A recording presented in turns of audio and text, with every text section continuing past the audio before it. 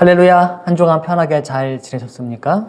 오늘 이렇게 온라인으로 말씀을 들으시는 여러분 모두에게 하나님의 충만한 은혜가 가득하기를 이 시간 축복을 드립니다. 오늘 아침부터 마음 아픈 소식인데 코로나 바이러스 확진자가 역대 최다라고 합니다. 이렇게 확진자가 줄지 않으면서 부득이하게 오늘부터 다시 온라인으로 말씀을 전하게 되었습니다. 게다가 이번 주는 성탄이 있는 주간이기도 합니다. 예수님께서 오신 날은 1년 중 가장 큰 기독교 절기로 지키는 날인데 이번에는 교회에서 지킬 수 없게 된 것이죠. 온라인으로 말씀을 전하기로 결정하면서 솔직히 고민이 많았습니다. 예배의 참 의미가 무엇일까? 코로나로 이렇게 나라가 어려운 이 상황에 모여서 예배를 드리는 것이 최선일까 하는 이러한 고민들이 있었습니다. 그렇지만 지난 한 주간 되어지는 일들을 보면서 선택의 여지가 없게 되었습니다. 제가 항상 강조하듯이 우리의 삶도 예배이기 때문에 아쉽기는 하지만 교회가 코로나 방역에 적극적으로 참여하는 것은 결코 나쁜 선택이 될 수 없다는 것이죠. 지금의 이 환난도 분명히 끝이 나는 날이 있을 것입니다. 우리가 더 나은 날을 소망하며 주 안에서 항상 믿음으로 승리하시기를 이 시간 진심으로 소원합니다. 오늘은 고린도후서 1장 1절부터 7절에 있는 말씀을 통해 우리의 소망이 견고함은이라는 제목으로 말씀을 전하고자 합니다. 본문이 그러하시 사도 바울은 얼굴을 마주할 수 없는 성도들에게 편지로 말씀을 기록하였습니다. 그러나 그때보다 지금이 조금 더 좋은 것은 우리가 이렇게 영상으로 마주할 수 있는 시대가 되었다는 것이죠. 여러분, 환난은 영원하지 않으며 우리에게 소망이 남아있는 한 이 환난도 능히 이겨낼 수 있을 것입니다. 이런 의미에서 사도 바울은 본문에서 하나님을 이렇게 찬양하고 있어요. 4절 말씀, 우리가 모든 환난 중에서 우리를 위로하사 우리로 하여금 하나님께 받은 위로로서 모든 환난 중에 있는 자들을 능히 위로하게 하시는 이시로다. 그리스도의 고난이 우리에게 넘치는 것 같이 우리가 받는 위로도 그리스도로 말미암아 넘친다라고 이렇게 고백한 것이죠.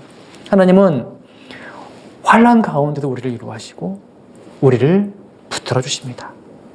여러분, 더욱 담대하게 주님을 의지하고 믿음으로 나아가는 삶을 사시기를 부탁을 드립니다. 사람의 가장 기본적인 욕구 가운데 하나는 어떤 위험으로부터 보호받고 싶어하는 욕구가 있다고 합니다. 우리가 운전할 때 안전벨트를 맵니다. 또 어떤 앞으로 닥쳐질 그 위험을 대비해서 보험을 드는 것도 바로 이러한 이유 때문입니다. 저는 미국은 안 가봤는데 미국 샌프란시스코에 금문교라고 하는 유명한 다리가 있다고 합니다. 아마 아신 분들은 아실 거예요. 이 다리는 원래 1930년대의 그 건축 기술로서는 거의 불가능한 그런 공사였다고 합니다.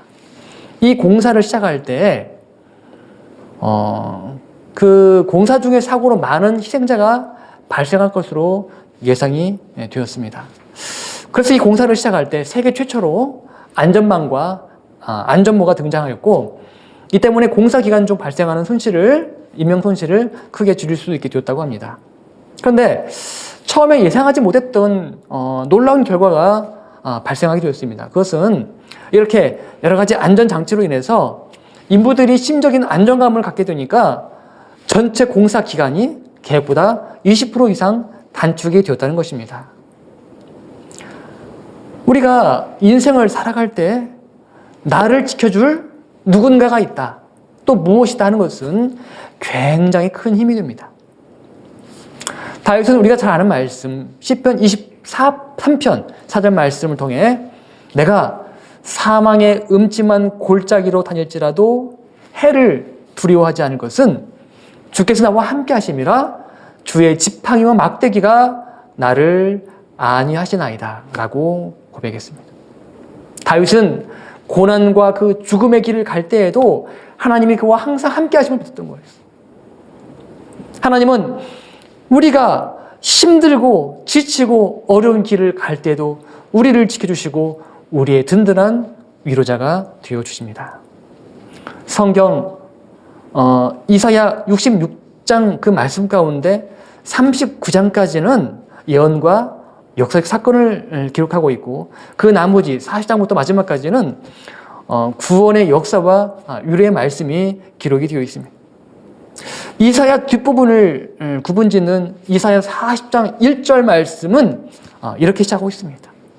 너희의 하나님이 이르시되 너희는 위로하라 내 백성을 위로하라.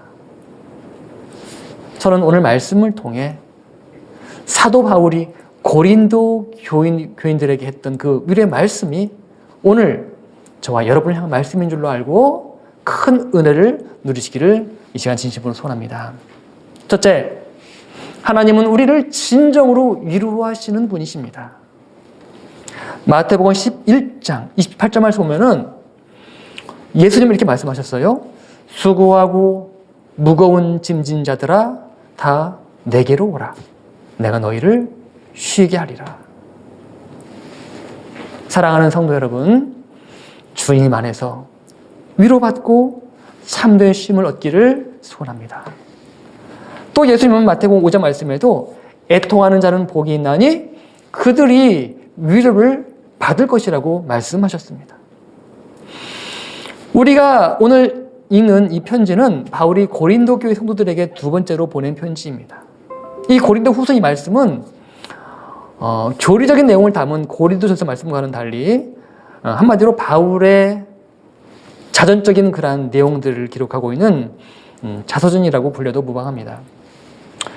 이 고린도후서 말씀에는 바울의 여러 가지 인간적인 면이라든지 그러한 모습들이 그대로 나타나 있습니다. 바울은 이 고린도 교회 교인들에게 편지를 보낼 때 참 그 여러 가지 교회 사정들에 대해서 잘 알고 있었던 것 같아요. 그리고 그 교회 안에 참 여러 가지 다양한 말들이 많았을 것이다. 우리가 추측을 할 수 있습니다.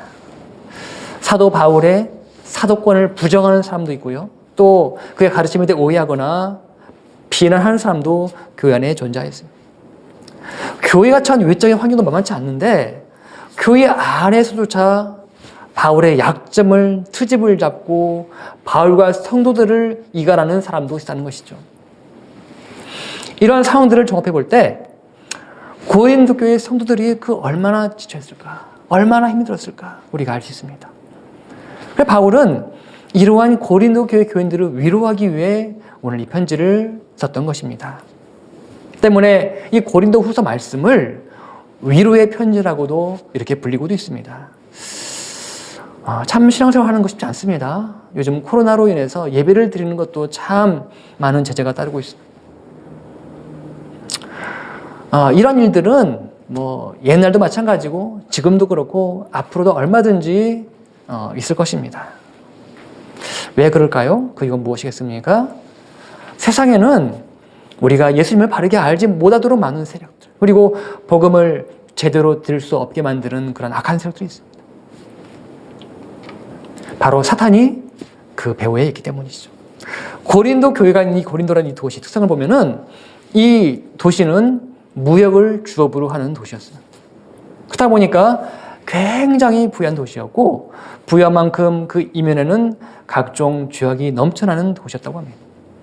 도시 문화 자체가 죄를 지키지 않고서는 살 수 없도록 만드는 굉장히 타락한 도시가 바로 이 고린도 도시였다는 것입니다. 이런 환경 속에서 교회의 정체성을 유지하고 교인들이 신앙생활을 바르게 하는 것은 결코 쉽지 않았을 것입니다. 이렇게 부유하고 타락한 문화를 가진 사람들에게 복음이 무엇인가, 또 죄가 무엇인가, 구원이 무엇인가 가르치는 것은 어려운 일입니다. 그런데 부유한 도시일수록 빈부의 격차는 심하기 마련이고 그 중에서도 가난한 사람, 힘 없는 사람들이 모여드는 곳이 바로 교회였습니다. 이 안팎으로 어려운 삶을 사는 사람들에게 필요한 것은 무엇입니까? 바로 위로입니다. 말씀 3절부터 7절까지 말씀에는 위로라는 단어가 무려 9번이나 나오고 있습니다. 이러한 위로는 오늘 어려운 시대를 살고 있는 우리에게도 동일하게 필요하다는 것입니다. 오늘 이 시간 위로의 주님이 우리와 함께 하심을 믿으시기를 바랍니다. 주님은 우리를 위로하십니다. 우리의 힘과 능력이 되어주십니다. 오늘 둘째로 예수님께서 먼저 고난당하신 그 고난이 우리에게 위로가 된다는 것입니다. 예수님은 이미 고난의 길을 가셨고 누구보다도 우리들이 겪고 있는 이 고통을 잘 아시는 분이십니다. 이사야 53장 3절 말씀 보면은 그는 멸시를 받아서 사람에게 버림받았으며 간고를 많이 겪었으며 질고를 아는 자라고 했습니다. 질고를 안다. 질고를 안다.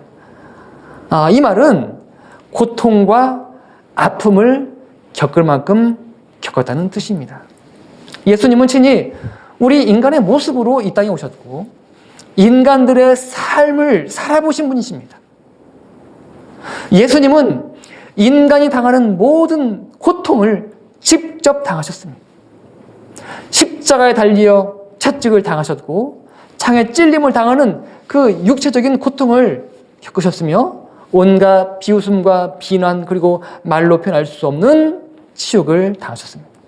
그렇기 때문에 우리 주님은 우리의 수고를 아시며 우리의 고통을 아신다는 것입니다. 이처럼 예수님께서 당하신 이 고통은 눈에 보이지 않는 어떤 그 피상적인 것이 아니라는 것입니다. 오늘 사도 바울 역시 복음을 전하며 수많은 환난을 경험했던 사람이었습니다. 사실 이 바울은 인생 편하게 살려고 했으면 얼마든지 편하게 살 수 있었고 굳이 힘든 일을 가지지 않아도 될 사람이었습니다. 그러나 그는 복음을 위해 겪는 그 힘든 길을 마다하지 않고 갔던 것입니다. 바울은 그가 당한 환난을 이렇게 말하고 있습니다. 6절 말씀, 우리가 환난 당하는 것은 너희가 위로와 구원을 받게 하려고 하는 것이요 우리가 위로를 받는 것도 너희가 위로를 받게 하려는 것이니 이 위로가 너희 속에 역사하여 우리가 받는 것 같은 고난을 너희도 견디게 하느니라. 이 위로가 너희 속에 역사하여 우리가 받는 것 같은 고난을 너희도 견디게 하느니라. 주님의 위로가 바울로 하여금 고난 가운데 견디게 하게 한 것처럼 오늘 주님의 위로 역시 우리가 이 고난을 견딜 수 있는 힘이 된다는 것입니다. 예수님은 우리를 구원하시기 위해 자기 목숨을 걸고 십자가에 달려 돌아가셨습니다. 우리는 예수님의 고난 때문에 죄의 사함을 얻게 되었고 그 죽음 때문에 구원을 얻게 된 것입니다. 하나님은 우리가 힘들어할 때 우리를 항상 위로해 주십니다. 우리의 소망이 견고함은 위로의 주님이 우리와 함께 하시기 때문입니다. 저는 이 한 주간 동안 우리 모두가 하나님의 은혜와 그 긍휼하심을 힘입어 믿음으로 승리하시기를 진심으로 소원합니다. 위로의 주님이 우리를 지켜줄 것을 믿으시기를 바랍니다. 그리고 주님의 위로하심을 따라 모든 일에 감사함으로 참된 기쁨으로 나아가시기를 주님의 이름으로 축원을 드립니다. 우리 함께 기도하겠습니다. 위로의 주님을 더욱 의지합니다. 이 어려운 상황 가운데도 주님을 더욱 기쁘시게 하며 믿음으로 승리하는 우리 모두가 되게 복 주시기를 참으로 간구드립니다. 모든 것 주께 맡겼고 이 모든 말씀 사랑 많으신 우리 구주 예수 그리스도 이름으로 기도합나이다. 아멘.